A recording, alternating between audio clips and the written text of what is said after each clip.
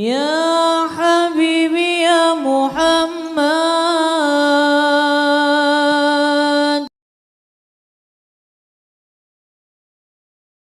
Bismillahirrahmanirrahim. Assalamualaikum warahmatullahi wabarakatuh.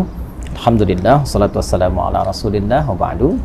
Saudara-saudariku dimanapun Anda berada, hari ini kita akan berbagi tentang sunnah, tuntunan berkehidupan yang melekat pada kehidupan kita, aktivitas kita, sekalipun singkat, padat, tapi begitu bermakna. Sunnah ini didapati dalam salah satu hadis Nabi SAW yang diriwayatkan oleh sahabat Abu Hurairah radhiyallahu taala anhu. Qala Rasulullah SAW, al-fitratu khamsun atau khamsatun minal fitrah.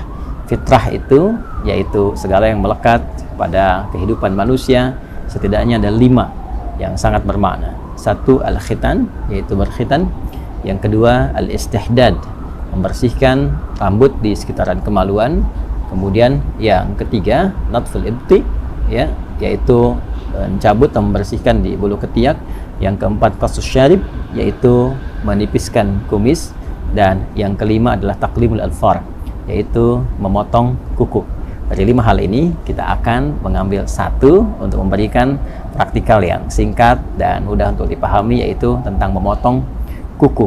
Dan melekat ini disebut dengan fitrah karena membersihkan, memotong, merapikan kuku adalah bagian yang menunjukkan tentang kebersihan yang memang menjadi bawaan fitrah manusia, cenderung hidup lebih bersih, lebih rapi, lebih indah, dan lain-lain sebagainya. Dan kuku adalah bagian yang melekat pada kehidupan kita. Karena itu insan beriman, orang Islam itu mesti tampil dengan bawaan fitrahnya, senang dengan kebersihan, kerapian, termasuk mengatur tentang kebersihan dan kerapian kukunya. Dalam Islam diajarkan kita bagaimana cara memotong kuku yang baik. Para ulama memberikan praktikal atau tutorial singkat kepada kita, dan kita ambil salah satu di antara contoh yang disampaikan oleh para ulama terkait dengan perintah ataupun sunnah memotong kuku ini. Al-Imam An-Nawawi dalam konteks memotong kuku, beliau mengajarkan kepada kita, ya khususnya ya sekarang saat saya mengambil video bersamaan dengan hari Jumat, ya ada sunnah untuk memotong kuku. Maka dari 10 jari ini yang tangan, ya, yang melekat pada tangan ataupun nanti yang ada di kaki, kita memulai dengan yang telunjuk terlebih dahulu. Ini ya, para ulama mengajarkan kita, para ulama memulai dengan telunjuk di sini, ya. Caranya kita mengambil yang telunjuk terlebih dahulu. Yang memotong mungkin punya cara yang tersendiri, dimulai dengan telunjuk, kita rapikan, berkesesuaian sehingga tidak terlalu dalam juga. Ya, bisa kita ambil sedikit misalnya. Ya, bismillahirrahmanirrahim. Kita ucapkan bismillah, ya, untuk bisa menjadikan bagian kegiatan sebagai ibadah, ya. Nah, ini seperti ini teman-teman sekalian. Ya.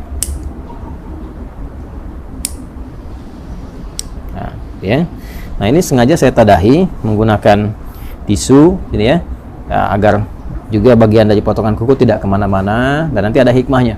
Ada hikmahnya, ya. Saya jelaskan dulu secara keseluruhan, nanti hikmahnya di akhir saya tutupkan. Jadi setelah dari telunjuk sini, kemudian sampai mulai dari kelingking, ya, dari telunjuk di sini selesai, maka dilanjutkan dari kelingking, ya, ke sini telunjuk selesai, kemudian pindah ke kelingking, kemudian ke sini jari manis, ya, jari manis dan jari tengah, lalu jempol. Ya, mulai dari sini telunjuk, berpindah memulai dari kelingking, dari telunjuk ke kelingking, kedua kelingking, dan jari manis, jari tengah, kemudian jempol. Jelas, ya? Lalu berpindah kemudian ke sini bagian kirinya, dimulai dari kelingking, kemudian jari manis, jari tengah, telunjuk ke jempol. Jadi urutannya di sini telunjuk, kelingking, jari manis, jari tengah, jempol, kemudian pindah kelingking, jari manis, jari tengah, telunjuk, kemudian jempol. Demikian di kaki. Ya, kalau sudah selesai ini, kemudian tadi kita tadahi, ya.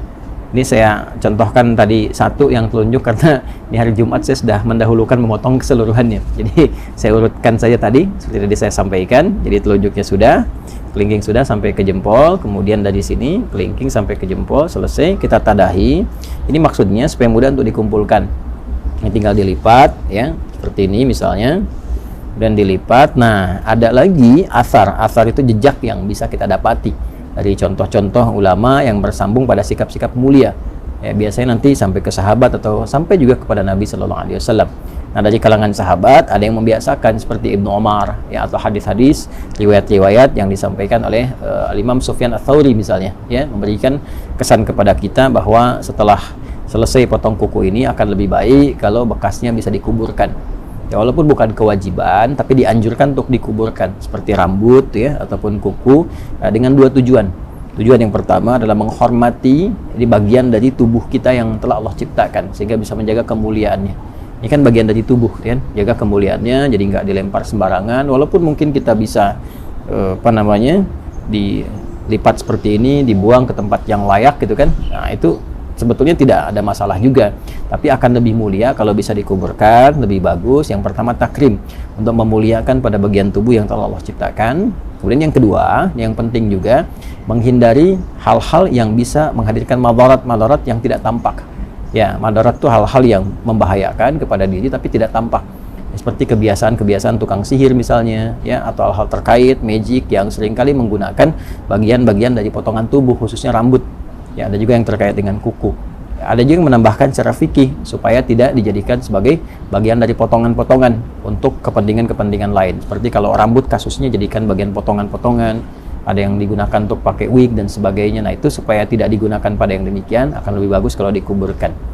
Nah, itu secara singkatnya, potong kuku, bagian dari fitrah. Hikmah fitrah itu menjaga kebersihan, tampil lebih rapi dan indah, dan dimulai dengan susunan yang tadi telah disampaikan, diakhiri dengan alhamdulillah.